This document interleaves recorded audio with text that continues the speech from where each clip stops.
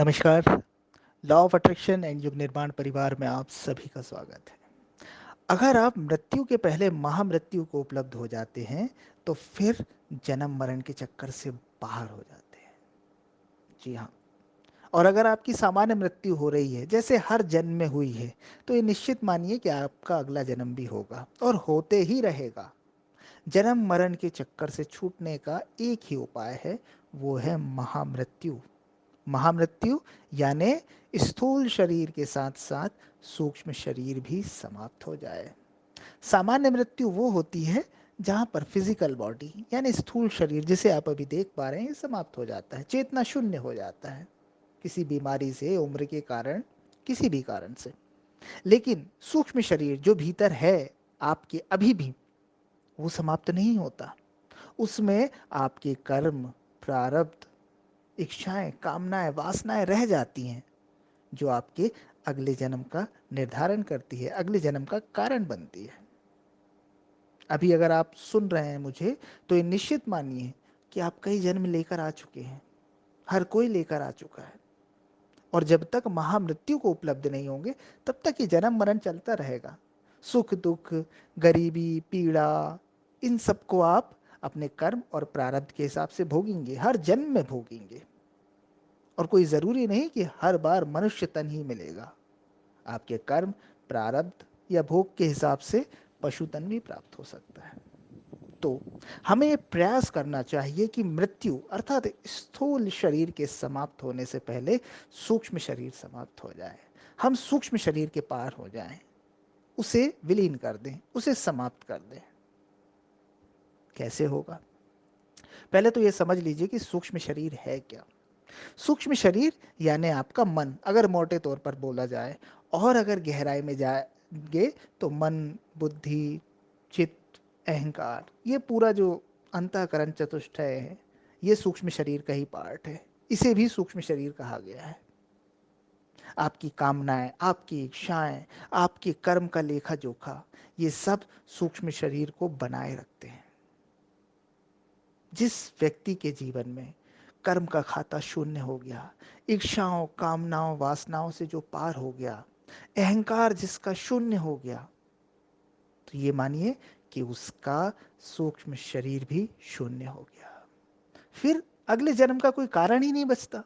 अरे भाई, जब कर्म का लेखा जोखा ही बाकी नहीं है, इच्छाओं कामनाओं के आप पार हो गए, आपका कोई अहंकार नहीं रह गया, तो बस बात खत्म हो गई, फिनिश। जिस जन्म में आपके साथ ये घटना घट जाएगी, फिर अगले जन्म में कोई कारण ही नहीं रह जाएगा कि आपका अगला जन्म हो। ना आपको कर्म भोगना है, ना कोई आपकी वासनाएं रह गई हैं, ना आपकी कोई इच्छाएं रह गई हैं। आप परम आनंद को उपलब्ध हो गए हैं, तो फिर क्यों जन्म होगा? खत्म। जिस दिन आपका स्थूल शरीर गिर पड़ेगा उसी दिन सूक्ष्म शरीर से भी आप मुक्त हो जाएंगे। आपकी पूरी यात्रा ही समाप्त हो जाएगी और बिंदु सिंधु में मिल जाएगा। आत्मा परमात्मा में विलीन हो जाएगी। खत्म हो गया, फिनिश हो गया। सारी परेशानियां, जन्म मरण के चक्कर से आप साफ हुए। गौतम बुद्ध महामृत्यु को उपलब्ध हुए थे। मृत्यु तो उनकी बाद में हुई थी।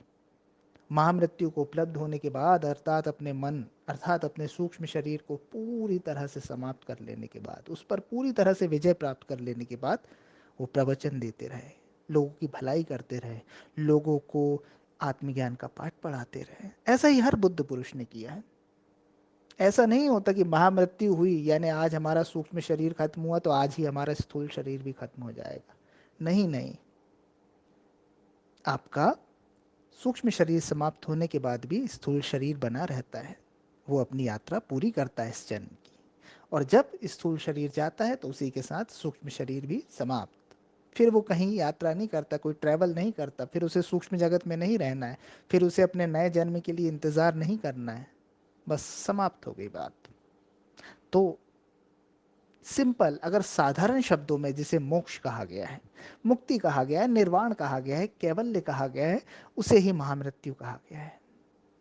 तो इसके लिए एक चीज़ आप ये सोच नहीं रखिएगा कि आपको विशेष वस्त्र धारण करने होंगे, विशेष कोई पूजा पाठ करनी होगी। बाहरी आडंबरों से कुछ नहीं होता। अगर आप भीतर का सुधार नहीं कर रहे हैं, अगर आप अपने अंतःकरण को ठीक नहीं कर रहे हैं, अगर आप अपने मन को देखना नहीं सीखे, मन के प्रति जागना नहीं सीखे हैं, आपका मन उछल कूद कर रहा है, तो आप महामृत्यु को उपलब्ध नहीं हो पाएंगे। बड़े बड़े संत महात्मा किसी भी धर्म के हों, बड़े अच्छे अच्छे कपड़े पहनते हैं, बहुत से आडंबर भी करते हैं कुछ लोग, लेकिन वो महामृत्यु को उपलब्ध नहीं हो पाते, वो मोक्ष को उपलब्ध नहीं हो पाते, क्योंकि वो दिखावा सिर्फ बाहरी है, भीतर घटना नहीं घटी होती है।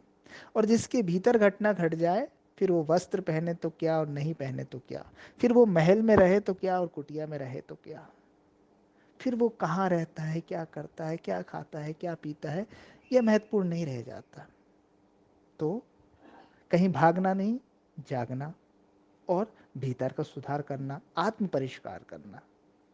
जैसे जैसे आप भीतर का सुधार करेंगे, अध्यात्म में आगे बढ़ते जाएंगे, अध्यात्म को के वैज्ञानिक पक्ष को आप समझ पाएंगे, तो आप निश्चित रूप से इसी जन्म में महामृत्यु को उपलब्ध हो जाएंगे और इस जन्म मरण के चक्कर से पार हो जाएंगे। Thank you so much.